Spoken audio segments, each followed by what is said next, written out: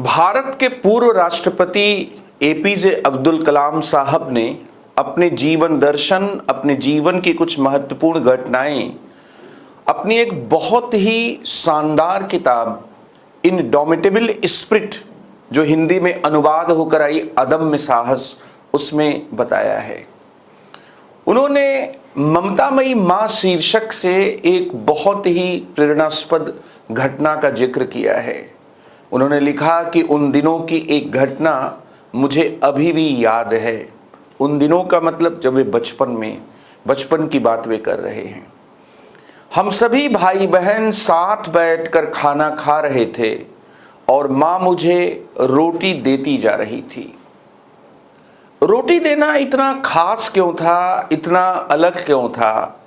तो उन्होंने इसे ब्रैकेट में बताया। कलाम साहब ने ब्रैकेट में लिखा कि चूंकि हम भात खाने वाले लोग हैं, इसलिए चावल तो खुले बाजार में उपलब्ध था, किंतु गेहूं पर राशनिंग थी।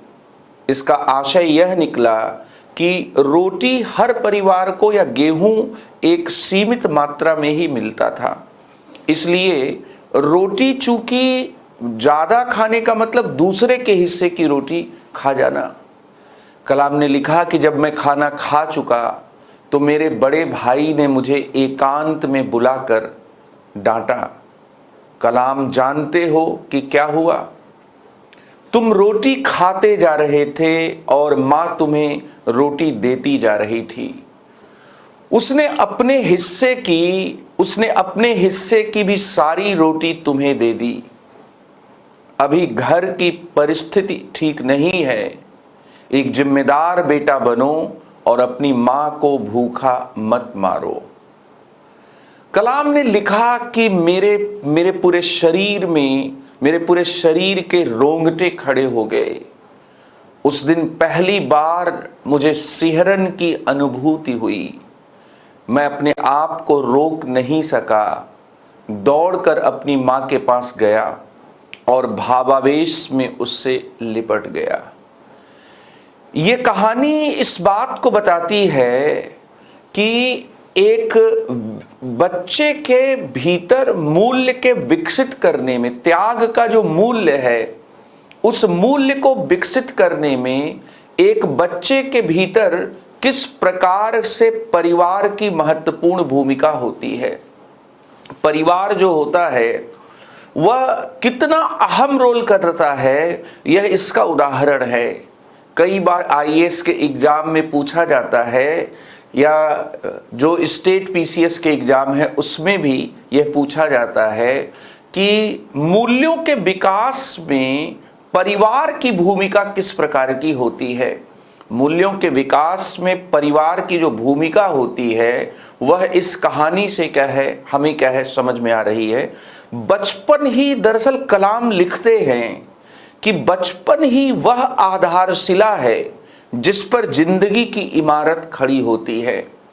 जैसा बीज बचपन में बोया जाता है, वैसा ही जीवन के वृक्ष में फल मिलता है।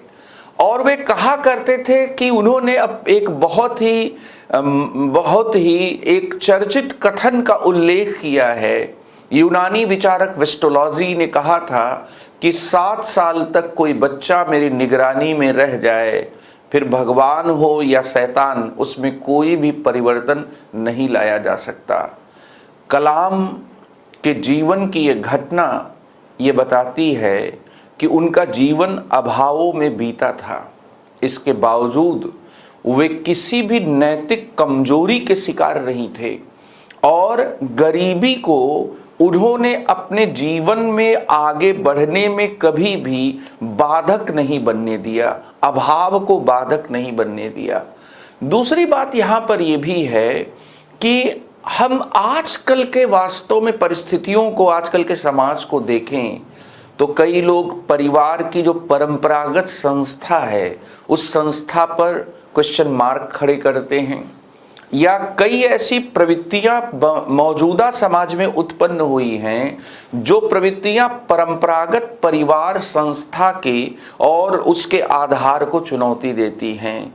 लेकिन ये उदाहरण हमें बताते हैं कि परिवार के भीतर लोग जो है एक दूसरे का सिर्फ और सिर्फ ख्याल ही नहीं रखते हैं, बल्कि एक बच्चे के मन में जो मूल्यों का आरोपण होता है वह परिवार से ही होता है। कलाम कितने जिम्मेदार बने, आप इस बात को समझ सकते हैं कि जब उनके बड़े भाई ने कहा कि कलाम, माँ को भूखा मत मारो, अभी घर की परिस्थिति ठीक नहीं है, थोड़ा जिम्मेदार बनो।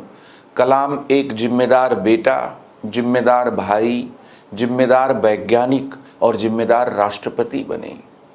इस तरह से अगर व्यक्ति में किसी वैल्यू के, व्यक्ति के लाइफ में किसी वैल्यू का कोई वैल्यू जो होता है उसको इनकलकेट किया जाता है, तो व्यक्ति के लाइफ में वैल्यूज का जो इनकलकेशन होता है वह इनकलकेशन मूल्यों का जो विकास होता है उसमें परिवार की, माँ की कितनी अहम भूमिका होती है।